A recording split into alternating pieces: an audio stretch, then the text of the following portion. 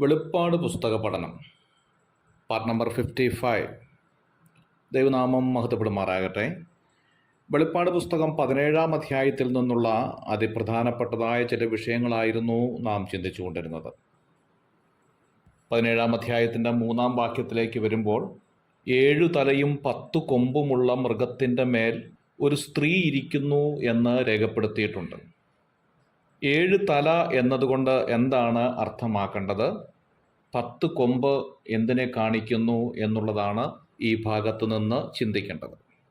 Daniel പ്രവചനം 7-ാം അധ്യായം, വെളിപ്പാട് പുസ്തകം 13-ാം അധ്യായം തുടങ്ങിയ ഭാഗങ്ങൾ വായിക്കുമ്പോൾ നമുക്ക് മനസ്സിലാക്കാൻ സാധിക്കുന്ന കാര്യം 7 തല എന്നതുകൊണ്ട് 7 സാമ്രാജ്യത്തെയാണ് കാണിക്കുന്നത് എന്നാണ്. 10 കൊമ്പ് എന്നതുകൊണ്ട് അർത്ഥമാക്കേണ്ടത് റോമാ സാമ്രാജ്യത്തിൽ നിന്നും ഉണ്ടാകാൻ പോകുന്ന 10 രാജാക്കന്മാരെയാണ് കാണിക്കുന്നത്. ഇവർ ആരെല്ലാം ആയിരിക്കും എന്ന് ഇപ്പോൾ നമുക്ക് പറയാൻ കഴിയുകയില്ല. എങ്കിലും ദൈവത്തിന് ആ കാര്യം വ്യക്തമായിട്ടറിയാം. ഒരു മൂടുപടം മൂടിയിട്ടിരിക്കുന്നത് പോലെ ഭാവിയിൽ സംഭവിക്കാൻ പോകുന്ന ചില കാര്യങ്ങളെ ദൈവം വെളിപ്പെടുത്താതിരിക്കുന്നു എന്നുള്ളതും ഈ ഭാഗത്ത് നിന്ന് നമുക്ക് മനസ്സിലാക്കാം. 17-ാം അധ്യായത്തിൻ്റെ 2-ാം വാക്യത്തിലേക്ക് വരുമ്പോൾ ദൂഷണനാമം എന്ന ഒരു പ്രയോഗം കാണുന്നുണ്ട്.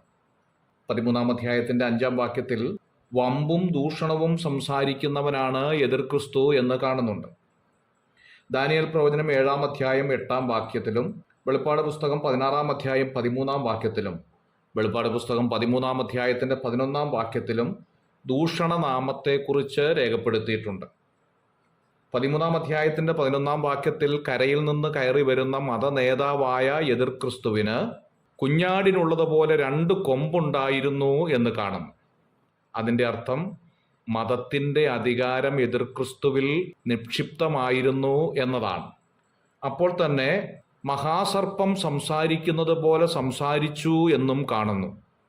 വമ്പും ദൂഷണവും സംസാരിക്കുന്നവൻ അഥവാ ദൈവത്തിൻ്റെ വ്യവസ്ഥയ്ക്കെതിരെ സംസാരിക്കുന്നവൻ എന്ന ആശയമാണ് ഇവിടെ കാണേണ്ടത്. ഏദനിൽ സംസാരിച്ചതുപോലെ തന്നെ ദൈവജനത്തെ തെറ്റിദ്ധരിപ്പിക്കുവാൻ കഴിവുള്ളവനാണ് എതിർ ക്രിസ്തു എന്നതിൻ്റെ സൂചനയാണ് ഈ ഭാഗത്തൂടെ നൽകുന്നത്. 17-ാം അധ്യായത്തിൻ്റെ 4-ാം വാക്യത്തിലേക്ക് വരുമ്പോൾ കടും ചുവപ്പ് എന്ന ഒരു പ്രയോഗം കാണുന്നുണ്ട്.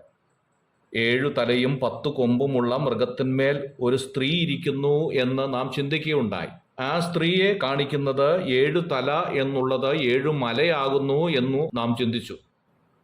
അവരുടെ പാപ്പയെ പ്രതിഷ്ഠിക്കുവാൻ ഉപയോഗിക്കുന്ന വസ്ത്രം കടും ചുവപ്പാണ് എന്ന് നമുക്കെല്ലാവർക്കും അറിവുള്ളതാണല്ലോ. മാത്രമല്ല മുത്തുകൾ കൊണ്ട് അലങ്കൃതവും ആയിരിക്കും പാപ്പയുടെ വസ്ത്രം. യേശു മാത്രം രക്ഷകൻ എന്ന വിശുദ്ധ ബൈബിൾ പറയുമ്പോൾ റോമാമതം പഠിപ്പിക്കുന്നു മറിയത്തിലൂടെ രക്ഷ എന്ന്. ഇതാണ് ഈ വേശ്യാസ്ത്രീയുടെ പ്രത്യേകത എന്നുള്ളത്. ദൈവ വചനത്തിനെതിരെ ജനത്തെ ഒരുക്കുക എന്ന ഉദ്ദേശമാണ് ഇവിടെ പഠിക്കേണ്ടതായി വരുന്നത്.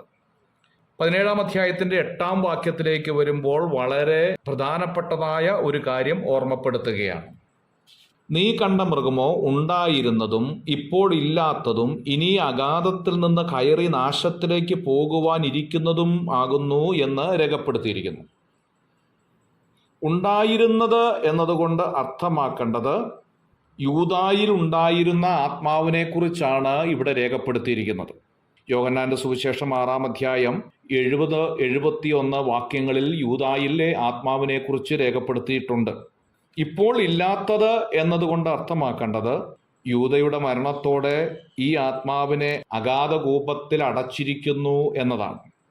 ഇനി അഗാധകൂപം തുറക്കുമ്പോൾ വീണ്ടും അവൻ പ്രത്യക്ഷപ്പെടും എന്നതിൻ്റെ ഓർമ്മയാണ് ഇവിടെ നൽകുന്നത്. അന്തിക്രിസ്തുവിൻ്റെ കൂടെ പ്രവർത്തിക്കുന്നതായ ഈ ആത്മാവ് ദൈവത്തിനെതിരെ ശക്തമായ പ്രവർത്തനങ്ങൾ നടത്തും എന്നതിൻ്റെ ഓർമ്മയാണ് ഇവിടെ നൽകുന്നത്.